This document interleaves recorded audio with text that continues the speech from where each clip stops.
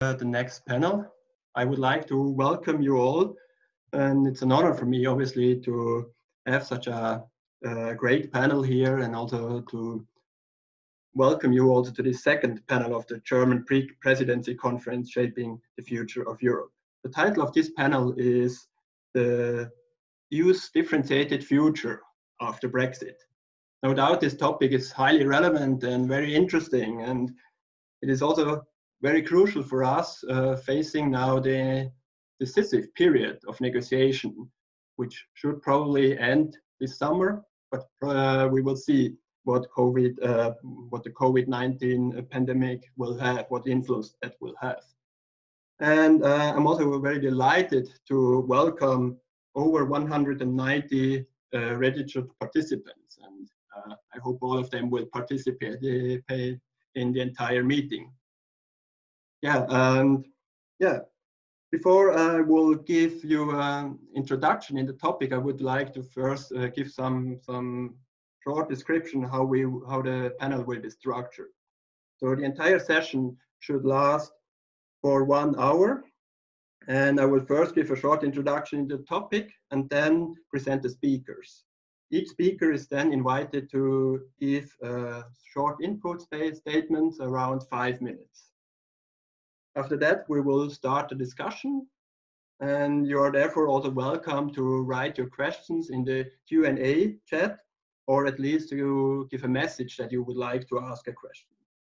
To ensure a high efficiency of the discussions, I think it would be great, and we would be very grateful if you could write to whom the question is directed, so that we can directly refer to the person who is in charge for the question.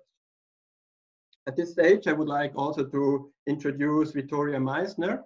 Vittoria is currently working as a research advisor at the Institute für Europäische Politik in Berlin, where she also researches in the Horizon 2020 project, EU Idea Integration and Differentiation for Effectiveness and Accountability. So she's also an expert in differentiated integration, which is the overall theme of this panel. Vittoria will collect the questions in the chat and will then ask you to put the question to the 4 speakers. Vittoria also has the role as a backup moderator in case I have some technical difficulties. You never know. Vittoria, would you like to introduce yourself or just say hello? Yes, thank you, Christian. I think you did already everything. Thank you so much. So hello to everyone. Perfectly. And so as soon as the speakers have given their inputs, then we will start with the discussion. And again, you're very welcome to ask questions. Let me now introduce the topic, today's topic. After the referendum, which took place on the 23rd of June in 2016, and the UK's decision to withdraw from the EU, Brexit became now official this year on 31st of January. As a result, the UK and the EU have entered into complex negotiations on their future relationship during the transition period, which currently is in place and will last until the end of this year, probably. We don't know yet. However, the negotiations have recently been overshadowed by the COVID-19 pandemic. Both the UK and the EU seem to be willing to strive for an agreement in order to avoid major economic distortions. Nonetheless, the risk that the 2 parties will not conclude a substantial agreement is still present and might have even increased due to the influence of the COVID pandemic. The clock is again ticking, and I'm wondering how realistic the UK's ambition is to have a deal by the end of June or July. The German presidency will need to work towards an ambitious and comprehensive partnership between the EU and the UK to ensure that the negotiations are brought to a successful conclusion on the basis of the jointly agreed political declaration and the negotiation mandate of the European Commission. This entails that the future partnership must be based on a balance of rights and obligations and fair competition. However, the UK is seeking a free trade agreement with the EU without an elaborated institutional framework and is not interested in a level playing field.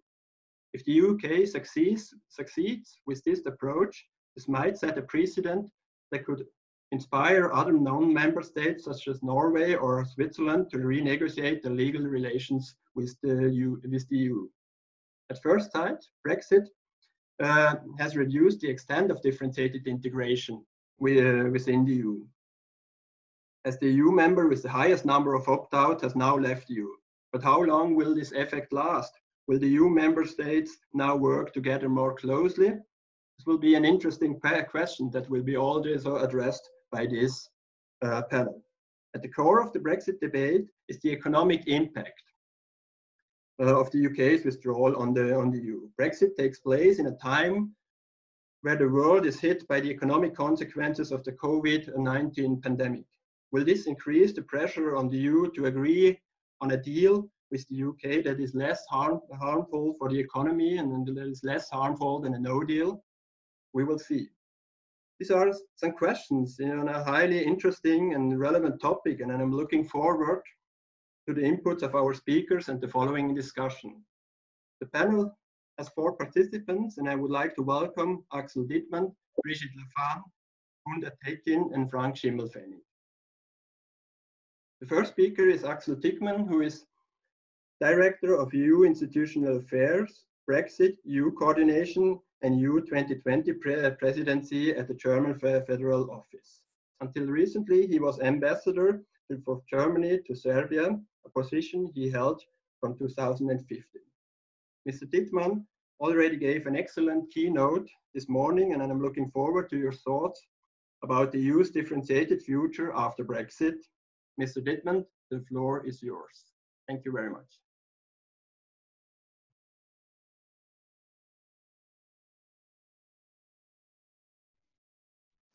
So hello. Sorry, I was a bit late. I had a problem to enter the meeting, but I managed to get your introduction, and I'm happy to speak. My problem is I already spoke this morning, as you said, so all my chips are gone.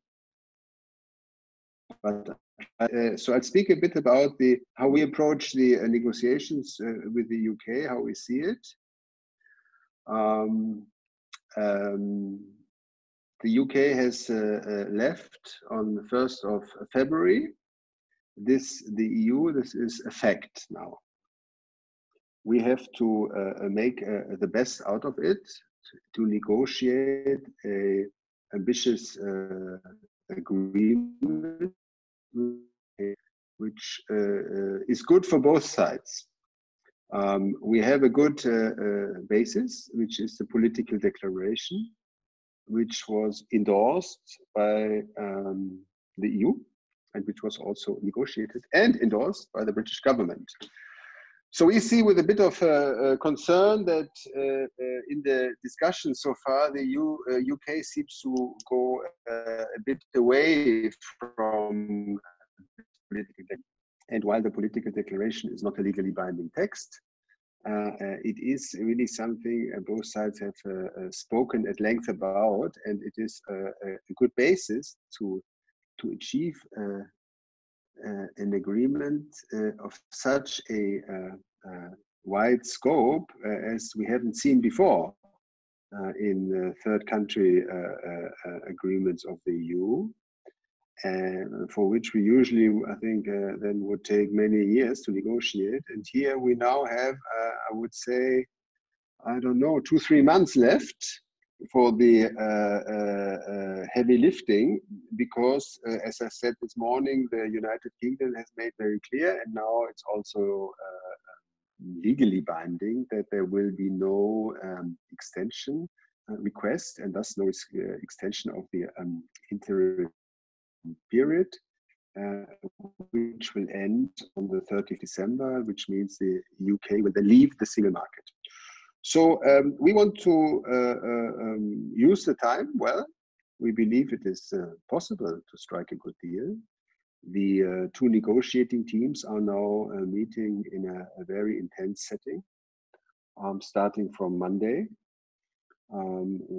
So far we had these parallel negotiation rounds. Now they will really meet also in a smaller setting, the two teams all the time. And so we hope it will be possible to make movements, but it's not just enough to meet all the time. You also have to make progress on substance.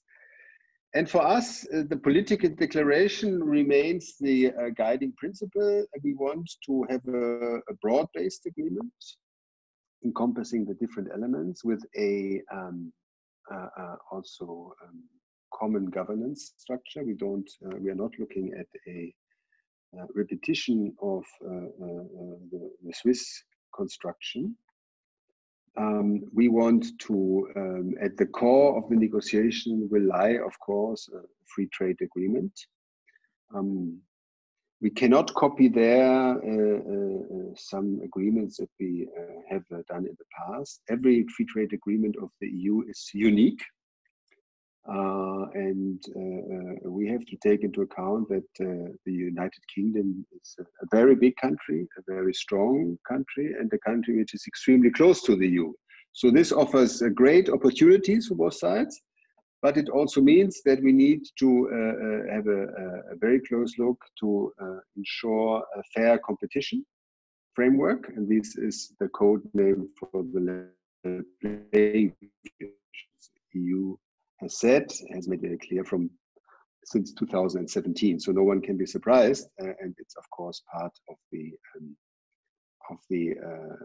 negotiations. We also want to have an agreement on the fishery, which is of course an important issue for us. But we want to go broader. We want to look at internal and external security also. On internal security, this is a tricky thing. The UK is a non-Schengen country, has been a non-Schengen country, is now also a third country, and therefore is not bound by our also legal framework, etc., data protection rights, etc. So how do we share information there? This is something we have to look at. And then we also have the external dimension, where so far the UK has not been willing to negotiate on this. And so all of this together shows us, with many other elements like transport, etc., that there's still some work to do. And we hope that the discussions which are going on now will go into a good direction. The EU is speaking with one voice, and that's Michel Barnier. Now, for your question, what does it mean for the EU's differentiated future? I think we have a differentiated present already in the EU, also while the UK was a member. We have the Eurozone and Schengen area, cooperation, justice and home affairs. We have PESCO. So we have basically we move together as the EU as a whole, but there are already subgroups, and these flexible form of cooperation are something that which enables us that some countries move forward and others. This is of course always open. But of course, that the EU, that the UK has left, is a challenge for us. We see it, for example, right now in the discussion on the future MFF, where a big contributing member states is no longer on the table.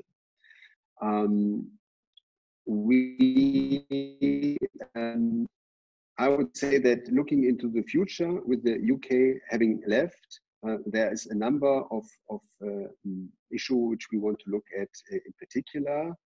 And I would say that one area where we really want to make sure to have a close cooperation also in the future is the issue of foreign policy, where it is important. We believe that the EU, that the UK, which is a very, very close partner for us, in a way works together with us on key foreign policy issues, and does not do this in small informal circles, but with the EU as a whole. I think this is something which we think is a important issue.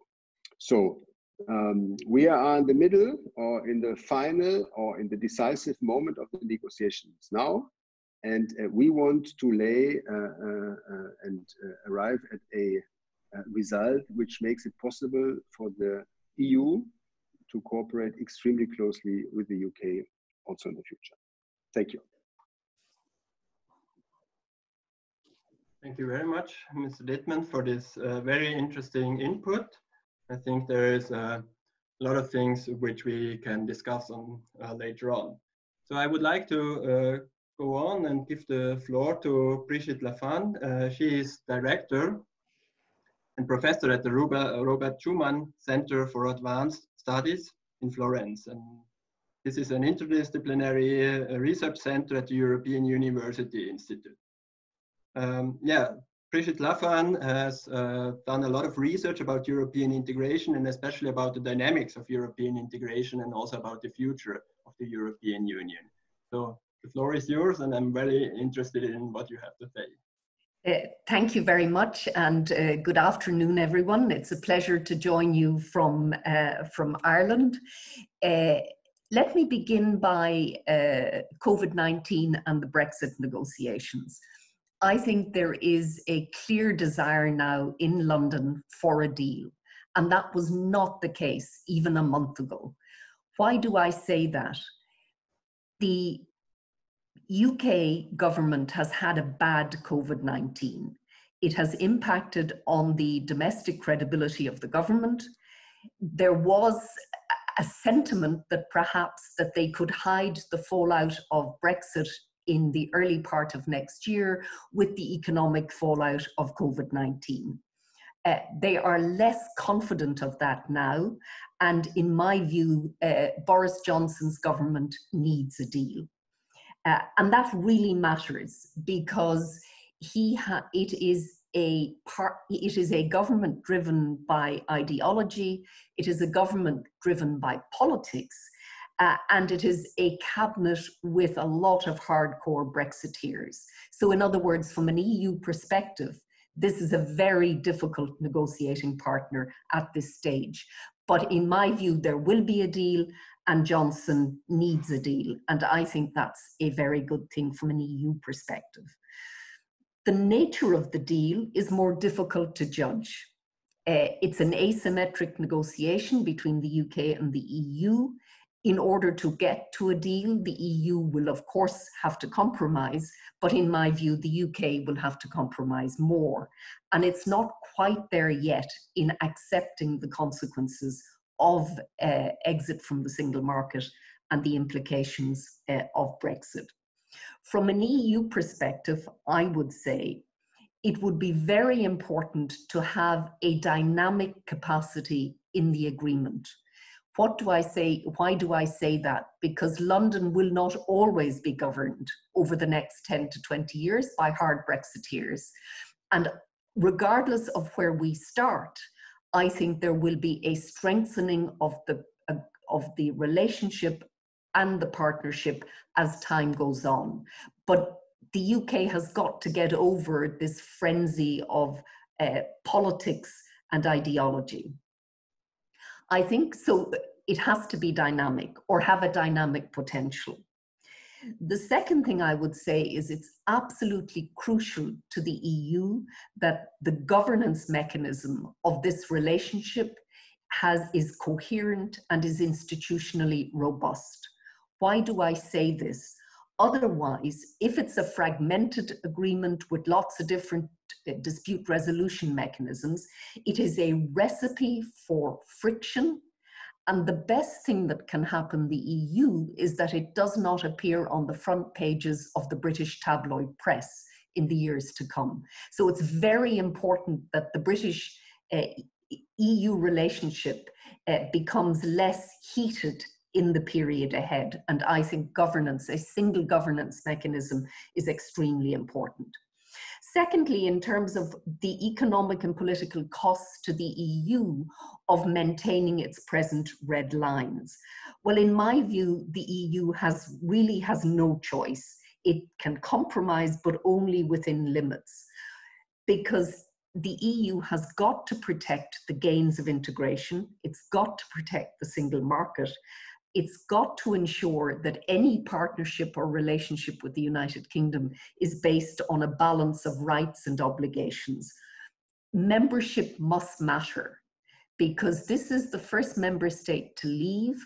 Yes, it was a differentiated member state, the opt-out member state, but it really does matter to the future of the EU that balance of rights and obligations is maintained. But within that, there can be a strong and dynamic partnership. But it's essential also, in my view, that the EU maintains its coherence and its unity to the end, because if the EU does not do that, then obviously its negotiating capacity is weakened. But I see no evidence that the EU will not maintain its unity.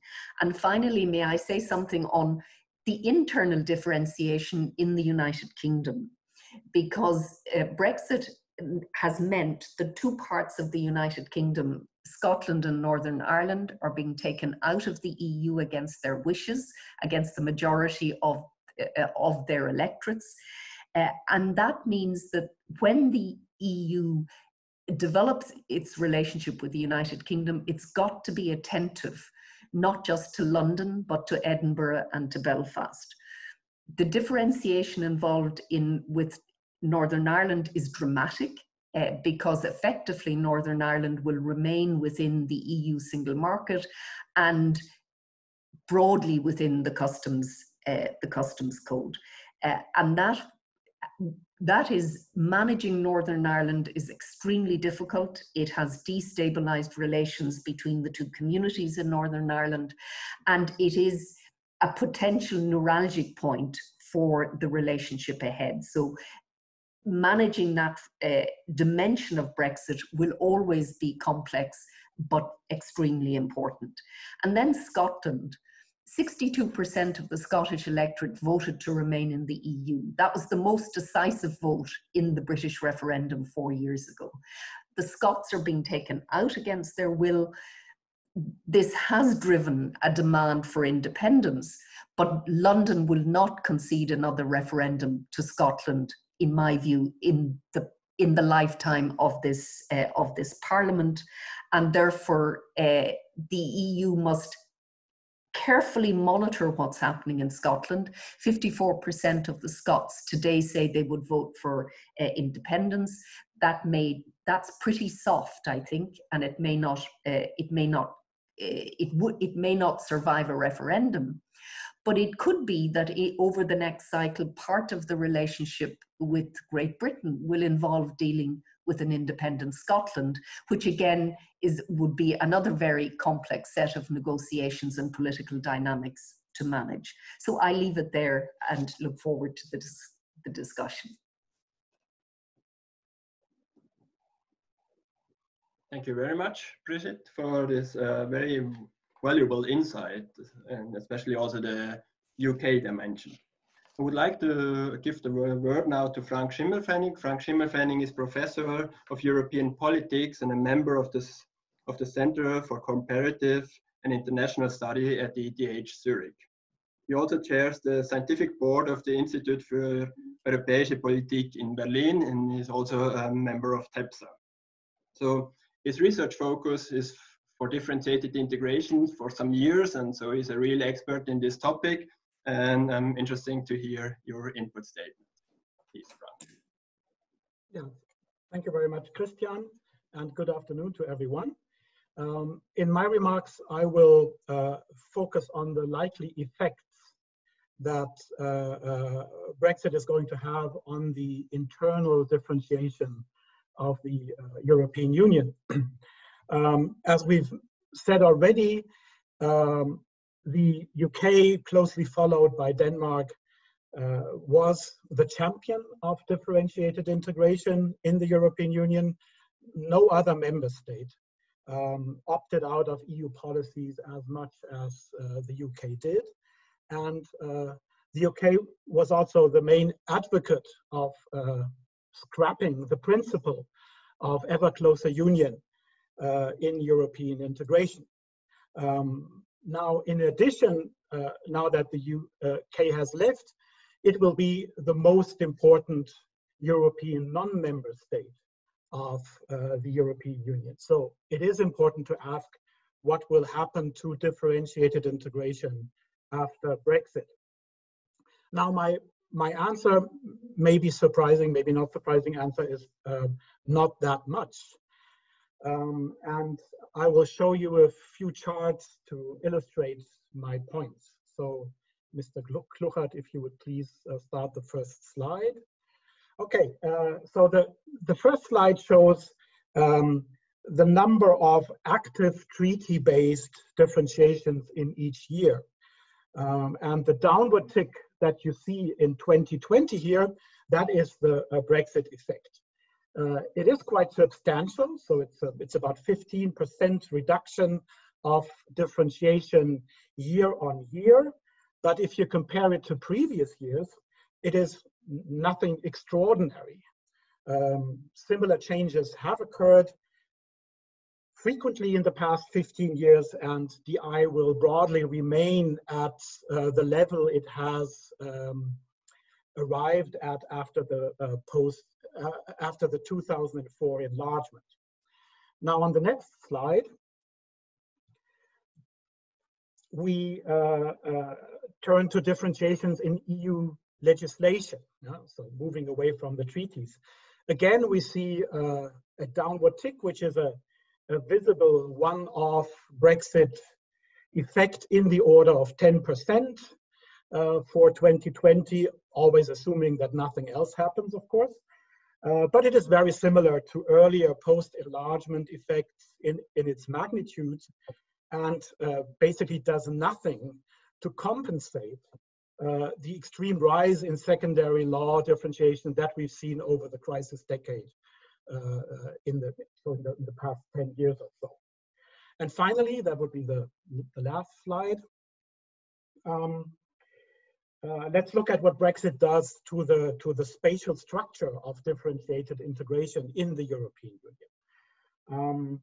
So over the past 3 decades, we've had a rather stable picture here, a 3-tier structure that has developed in the European Union with a large core of member states that are fully integrated into all policies of the European Union, then some kind of semi-periphery, mainly consisting of non-Euro area member states, and then let's say the maverick periphery, which is Denmark and the UK,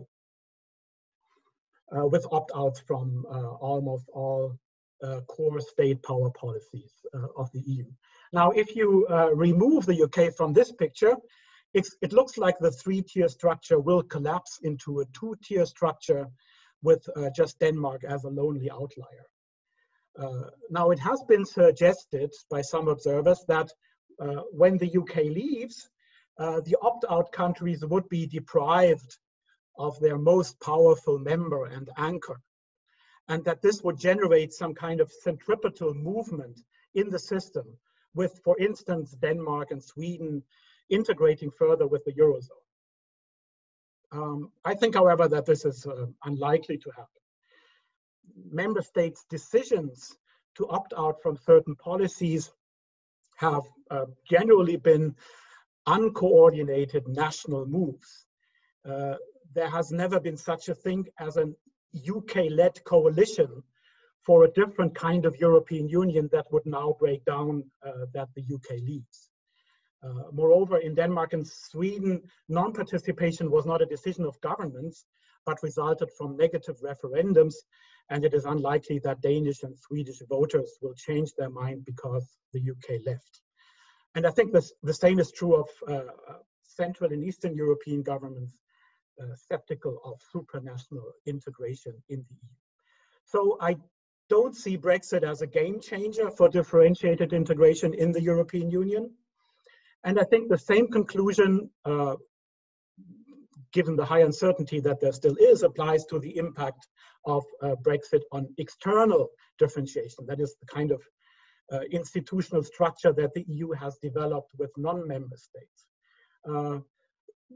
All we know at this point is that any kind of agreement that may be negotiated over the next 2 or 3 months will be rather minimal, will be idiosyncratic, not some kind of new institutional model of external differentiation, and certainly less ambitious than the external differentiation of the other Western European non-member states.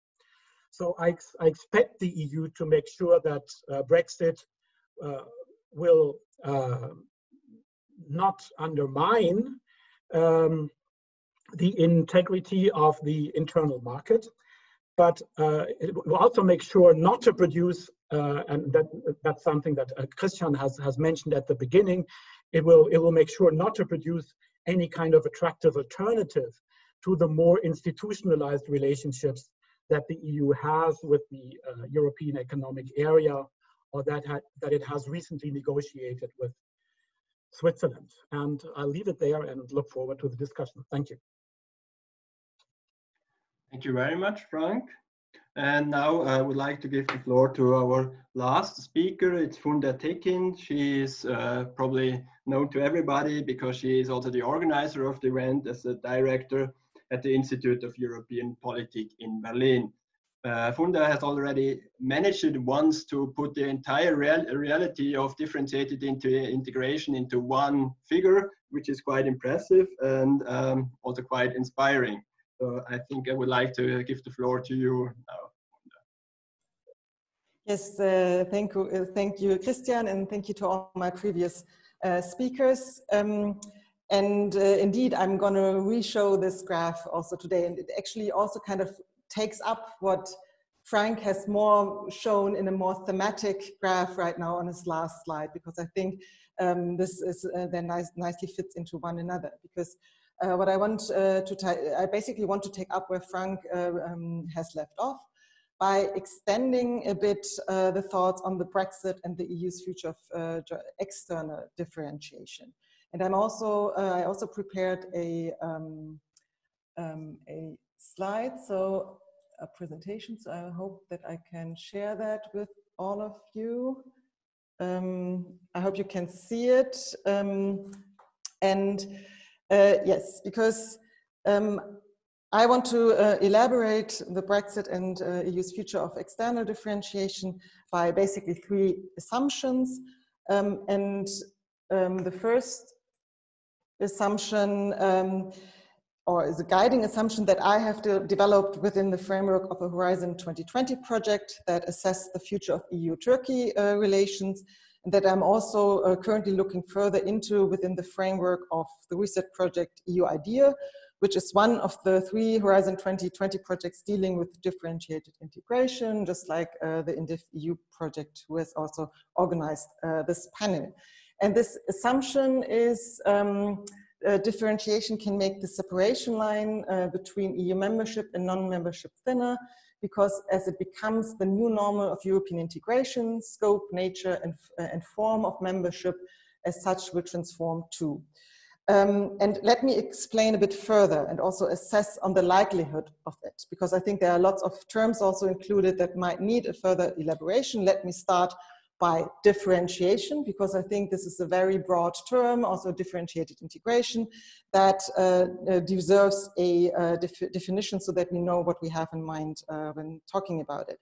So differentiated integration basically means that one group of member states is not subjected to the same union rules as others, as a very basic definition. And this refers to any modality of integration or cooperation that allows states, members of the EU and non-members, and sub-state entities to work together in non-homogeneous, flexible ways.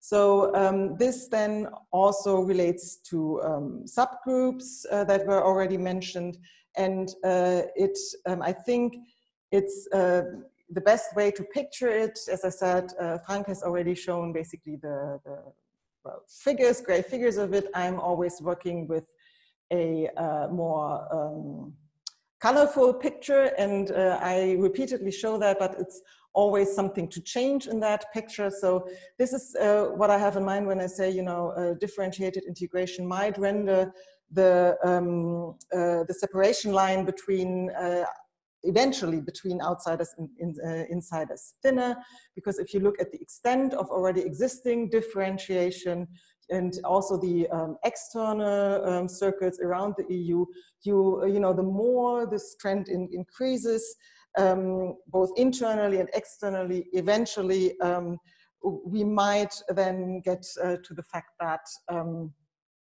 it's, the borders of the EU are rather diluted or at least softened.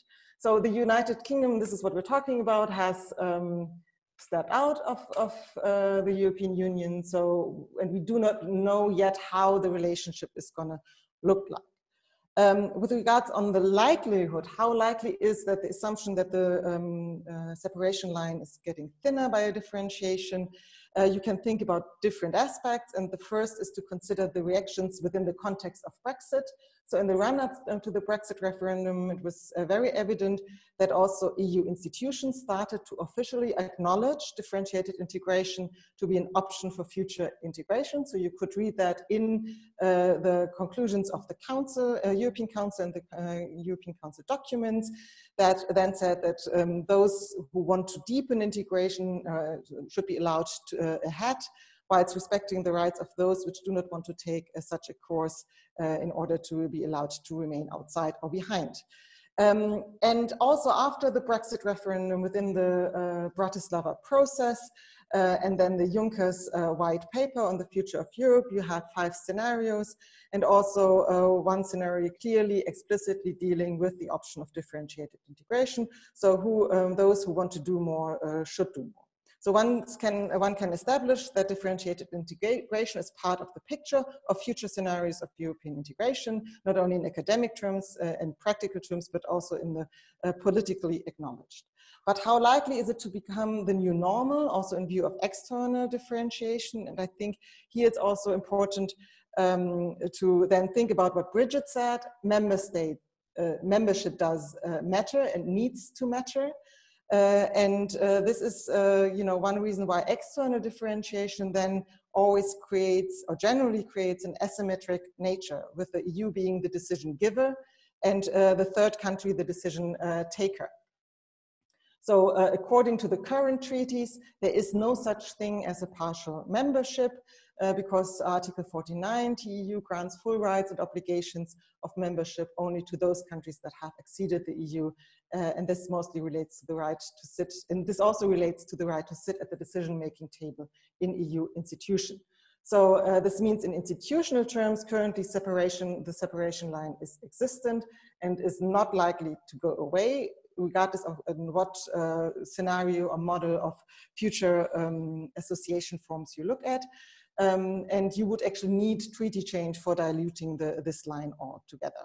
However, at governance level, of course, and this were the subgroups that Mr. Dittmann was referring to, there is, cooperation possible with PESCO, or also being linked to Europol or CSDP missions. So you really do have cooperation forms also in the external dimension. But so my first conclusion would be that yes, the more the EU differentiates, the thinner the separation line gets, but we are not talking about partial membership yet. The second assumption then is, and this links up to a discussion that then came up after the Brexit referendum and the decision to exit. And this was then, if we can get something positive out of it, it's, well, we're going to get a blueprint for forms of the EU's external differentiation.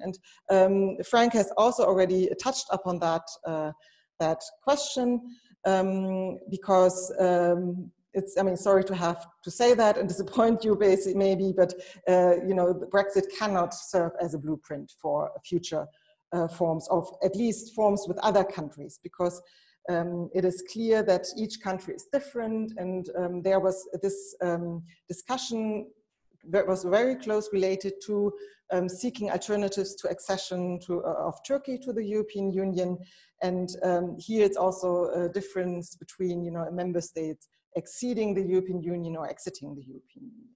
So, but if it has at least one effect and a positive effect on external differentiation, is at least that it sparked a debate, and not only within Europe, but also within Turkey, for example, who then were, at least within the academic debate, really considering alternatives, and it was more freely discussed, although the term privileged partnership in Turkey is what I always call a non-word and is not really well perceived. So this is just something, so, you know, there was the discussion, but I would say this is something to further look into it. And this is why then my third assumption or statement is basically that both future UK-EU relations demand a tailor-made approach, just like future EU-Turkey relations. And this basically counts for all third member states, because I think you have to look into what already exists, what the preferences are of such relations, and also the conditionality within. Because I think one basic conditionality should, of course, be the core values of the European Union. So you need to have a rules-based perspective.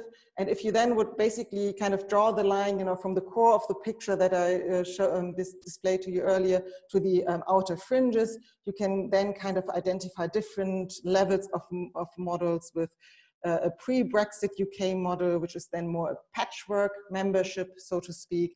You can then also consider something like the Poland model in terms of having a membership that is not really willing to exceed all policy areas, and is more, you know, also subjected to internal conflicts.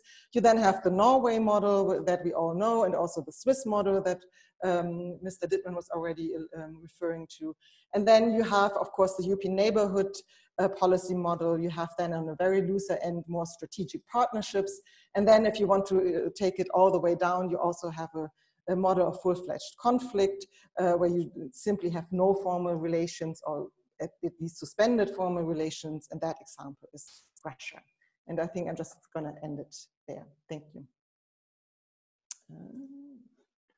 Thank you very much. So we have now 4 very interesting inputs from the 4 speakers, and I would like to give the floor now to Vittoria. As I see in the Q&A chat, there have been some questions, and yeah, I think they will be now asked. Yes, thank you, Christian. Thank you to all the speakers. Indeed, I have several questions, so I will follow the order in which they were asked. So first of all, I have 2 questions for Mr. Dittmann.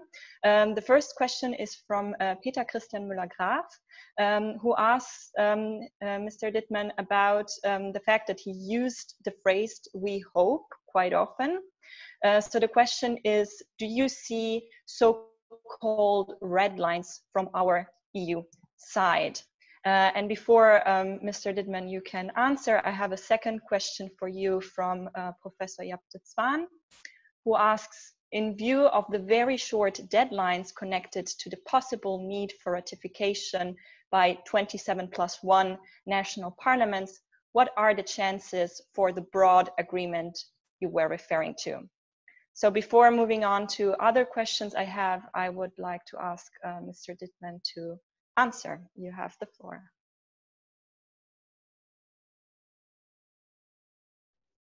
Thank you. On my English, I'm not a native speaker, so don't read too much into how many times I use this specific word. But I don't want to say that you should take my words with more caution and read into them a certain skepticism. We do hope that we can achieve a good outcome. We believe that the political declaration to which both sides agreed forms a good basis. And now we really have to speak about the substance. I think that the EU does have some very clear positions. It has expressed all the time, and they are absolutely cannot be any surprise for anyone. and that is that we will certainly protect the integrity of the single market, the functioning of the single market. I think that also our current experience with the COVID-19 pandemic shows us that the single market, next to our common values, rule of law, etc., is really the bedrock of the European Union. And this is something where we will absolutely uphold this principle. And if you look also at our negotiating mandate, it is very clearly spelled out. So therefore, we do want to have an ambitious deal, but we cannot make a compromise on the functioning of the single market. And I think that is very clear. But of course, we are open now on that basis to explore what we can do. It is a negotiations between two fully independent actors. The United Kingdom has left the EU, and now we sit together and try to work something out. On the second question of the ratification, I think that is very interesting. We will really have to see what kind of, if we manage to get an agreement, what kind of agreement will we have? Which kind of, or which areas, substance areas will it cover? It might be an EU-only competence deal. Then we will only need, in inverted commas, a ratification on the European side by the European Parliament. If we add member state competence inside, it will require a ratification by all the national parliaments, and in some countries, as we all know, also some regional parliaments, which would make it much more complex. I think we'll have to see what comes out at the end of it. If you look at the core of this free trade with level playing field conditions and the governance, there is a high likelihood that it will focus on EU competence, which would then make ratification process easier. But we are guided, of course, by the substance, and let us see what comes out of the negotiations. If I may add also one comment from me on the very interesting comments of the other speakers, I want to say that I agree with Functional Fanning and Funda Tekin on the question of the external and internal differentiation. I agree. I also believe it will not be a game changer for external differentiation. We have to see this as a position also of one member state leaving, and now we have to negotiate something, and it will not be a blueprint for third country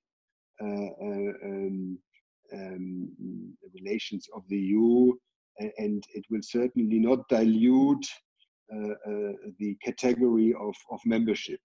I think that the membership will be very clearly defined, and it will be quite a different thing. There will be a clear difference between being a member of the European Union, being a member of the single market, and being outside, and that has been clear all along, and is a shared view of the EU 27. I also find interesting the analysis, intriguing analysis on the internal differentiation by both of you. And I also agree that I don't think it will be a game changer for differential integration internally. But what we do see, or what we have seen, is that there are some kind of shifts in alliances, that it is a very important member who no longer is present at the table. And for example, when you look at also this formation of this new Hanseatic League, where then some countries start to work together more closely, I mean, we have to see how permanent something like this is. But it certainly, while we don't have a new differentiated integration within the EU, it certainly does have an impact, of course, on the way members relate with each other. Thank you. Thank you very much, Mr. Dittmann. And now I have two questions for Professor Lafan. One is from Brendan Donnelly of the Federal Trust. He asks you whether there is not a danger that the poor performance of the British government on COVID-19 will at the end of the process drive the Conservative government to adopt an intransigent position in the Brexit negotiations. And I also have a second question for you, Professor Lafan. I hope for the participants it's fine that I'm collecting from Gabriele Abels, who asks, how likely do you think it is that the UK government will also accept to follow social regulation with regards to the many directives that are important for gender equality in the UK? So, Professor Lafan, the floor is yours. Thank you. Firstly, Brendan, yes, there is a danger, but I think that that danger will be outweighed by a calculation in London that a no deal is not something that the UK is ready for, and that the disruptions would be very problematic for any government. So I think there will be a deal. Why do I say that? Firstly, COVID-19, the supply chains held, and they held because the UK was effectively still in the EU broadly in the transition period. So the UK is dependent on the import of food. If those supply chains are hit via disruption, it hits governments very, very quickly. And we saw the stockpiling at the beginning of COVID-19 in the UK. So I just can't see a government, even this government, doing that.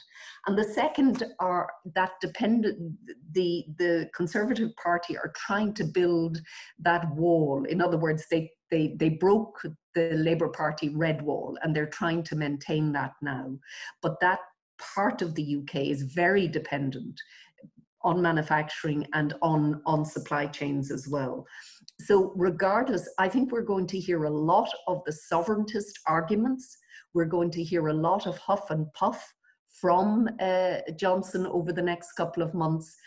But just like he did at the end of the withdrawal agreement negotiations, I think he will want a deal rather than no deal. Now, that's my judgment, and it can only be a judgment. In terms of will the UK accept the social regulation gender, I think that the EU will press for no regression. So in other words, that the EU will hold what has already been agreed. But of course, why Brexit unless you diverge? I would expect probably the UK to diverge in some high profile areas simply to be able to show divergence. In other words, symbolic politics. But would it be better for citizens of the UK to have the added scaffolding of EU social regulation? Absolutely. There will be dangers there with this Conservative government and with the kind of majority that it has. But I think the EU will certainly hold the line on no regression. Thank you so much, Professor Lafan. I now have a request to ask a question by Professor Yain Beck. So, Yain, we will now enable your microphone, and then you will have to switch it on to ask your question. So please do so. The floor is yours. Well, I've clicked the unmute button. Can you hear me? Yes, perfectly. Great. Thank you so much. Thanks. Negotiation means compromise, and compromise means some group has to be disappointed, or put it more graphically, thrown under the bus. In the withdrawal agreement, it was Northern Ireland, or at least Northern Ireland unionists, who were sacrificed so that Boris could get his deal. In the things that are most contentious, I agree they're difficult, but in many ways they're not that complicated. If you take the example of fishing, it's a line in the North Sea in other fisheries and a quota. will it be the fishermen of Boulogne-sur-Mer and Ostende, or those of Hull and Cornwall? And I doubt there are many fisherwomen involved, so that's why I say fishermen that are going to be thrown under the bus. And is the readiness to throw somebody under the bus the real political obstacle to getting a deal rather than the technical negotiations? I just want to ask if you want to address the question to somebody specifically, or Well, maybe a combination of Bridget and Axel. Okay, then the floor is again yours, Bridget.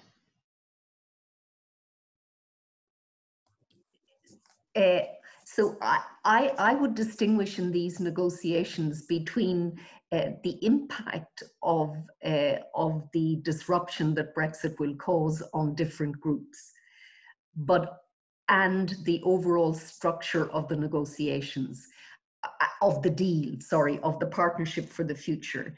So I think that on the issues of fish, I think the EU's maximalist position on fish will change. And there's hints it's already changing.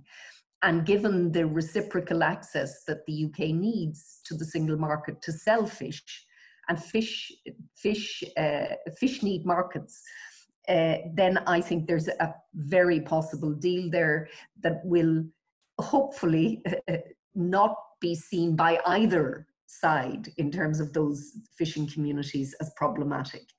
And fish is in volume terms, in terms of the UK economy and the European economy, is very small. I think for the UK, a far more problematic area has to be services, because I can see no circumstances under which the UK will get such a good deal on services that important part of it, and of course I understand services is very, there are lots and lots of different areas in services, but I'm amazed that so little attention is paid in the UK to services. And then on the overall architecture of the deal, I think the UK, London, this government would love a deal that allowed them have different sectoral dispute resolution mechanisms, have a very segmented agreement so that they could obfuscate exactly what was going on. That is the worst possible outcome for the EU. The EU needs a deal that has a balance between rights and obligations. It needs transparency, and it needs governance mechanisms that make those obligations and rights very clear.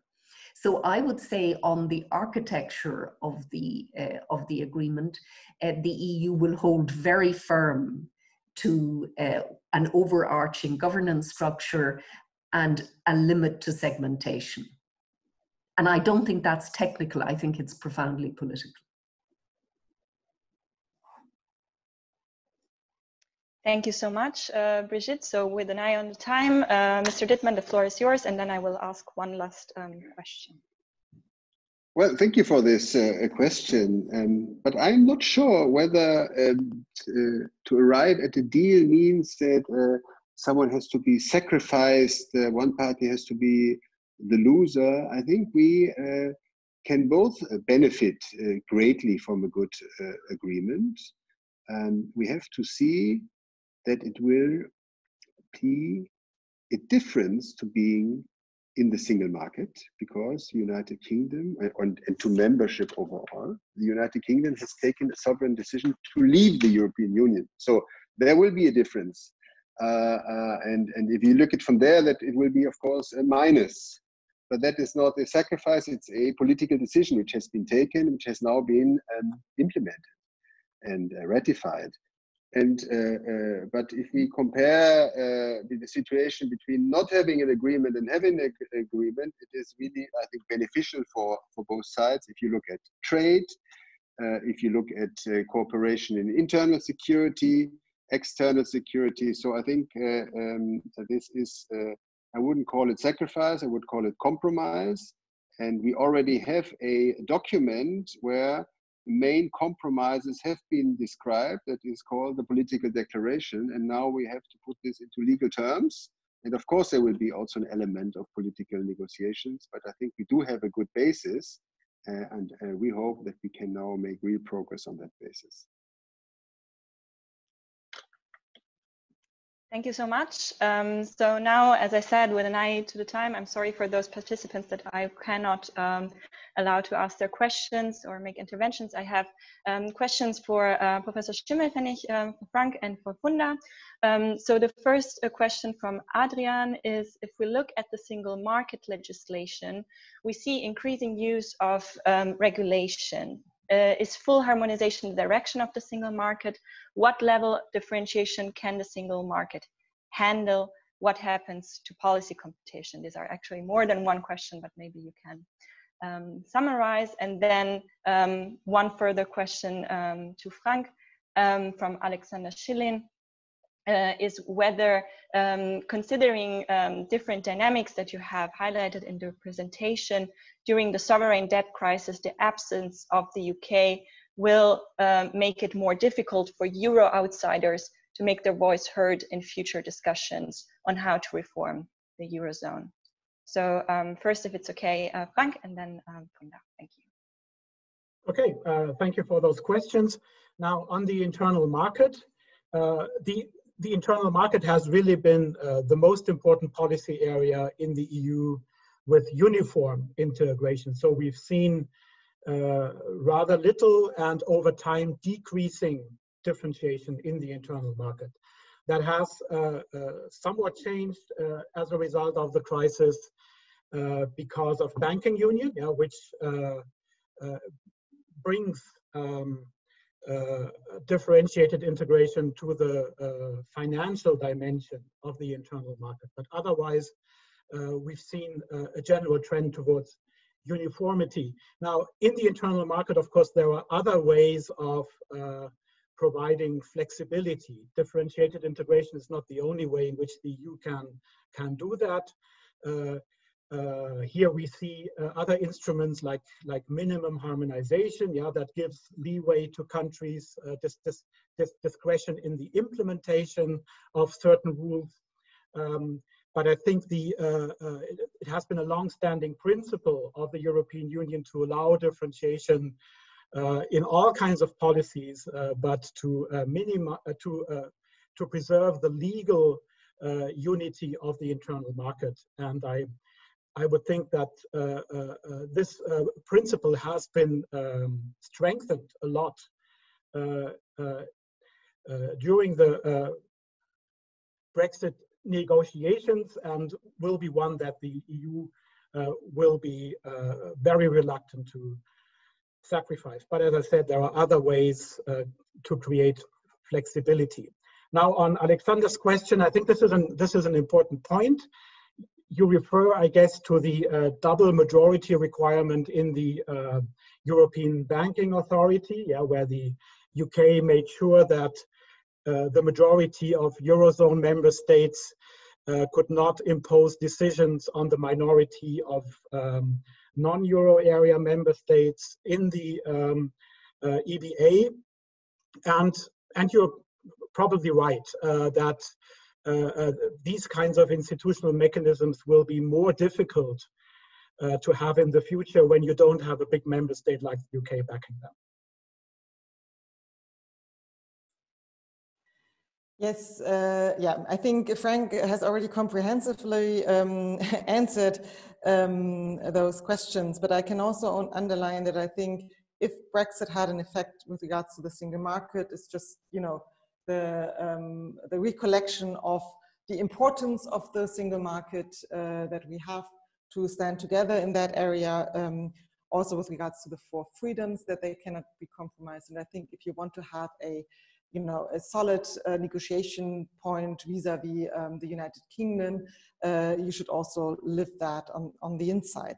But so there are other, if we're talking, this was also why I was providing a definition in the beginning, because of course there are different levels of differentiated integration and differentiation, and if you want to have flexible integration, so there are other forms to provide flexibility in that regard. And I think also with regards to Alexander's question, and here I would simply really also refer back to what how Axel Dittmann then reacted also to the analysis provided by Frank and myself. And this is then the discussion about the shifting of alliances within, among the member states. And I think this is really something that where the United Kingdom and the exit of the United Kingdom has an effect. I mean, we saw both in the pictures of Frank and my picture that the United Kingdom has been already at the sideline. However, it was still an important member state. And so, of course, we have to, in addition to all this legal analysis and how far, you know, differentiated integration might be set up in the future, we also have to look at the alliances and member state groups within the European Union. And this is something for the future to also assess in greater detail. And I think I'm going to leave it at that. Thank you. Yeah, so thank you very much, Victoria, also for coordinating and moderating all the questions. And thank you to all the speakers. I think the time is already over now, and I just give a brief summary and make some concluding remarks now. And I think the panel has shown that Brexit is a real challenge. I think it's an economic challenge, a political and a legal challenge. We have a tough time frame now. We have a high level of politicization, and we have a wide range of policy that has also been illustrated at the beginning. So a wide range of policy and a wide range of interests that we have to face. I think the EU benefits from, still benefit from an asymmetric negotiation setting. This has become clear here by this panel, especially has this negotiation setting or this asymmetry even increased due to the COVID-19 pandemic, as BREXIT has pointed out. You will also go on to speak with one voice. I think this as Axel said, and by this the EU will also keep on going to define the supply conditions of differentiated integration, which is mainly to protect the autonomy of the single market or the decision making of the EU, and also the integrity of the single market. And I think these conditions are very important, but still negotiation, as it has been remarked by a participant, negotiation means compromise, and also the speakers have highlighted that both sides will have to make some compromises. I think one of the key messages of this panel was that Brexit will not be a game changer for the dynamics of European integration. It will not be a game changer for internal differentiated integration, and also not for external differentiated integration. Taking this into account, that the Brexit will not be this game changer, I think it's good to go over and look to the other challenges that the EU face. And I think this is a good way to refer to the further program of these TEPSA conferences, because these are also topics which are of high relevance and which also need a lot of energy and resources. And we, as in a European setting, we also have to discuss those topics. And the next session of this conference will start at 4:30 p.m. and it will be a roundtable discussion with a parallel session. There will be one on migration and asylum, and the other one will be on enlargement and neighborhood policy. I think we are all very happy when we also participate in this two roundtable sessions. Finally, I would like to thank again to all the participants, and especially those of them who have put some questions. But I also would like to say thank you to the 4 speakers. I think it was a very interesting panel. And if you would like to get more information, there are a lot of Horizon projects, actually 3 Horizon projects dealing with differentiated integration, especially one where Bridget and Lafan is Bridget Lafan is leading at the Robert Schumann Center at the University of Florence. So I think there you will find a lot more information if you are interested in it. And thank you very much for your time. And I hope you enjoy this meeting and will follow the conference. Thank you very much. Thank you. Thank you.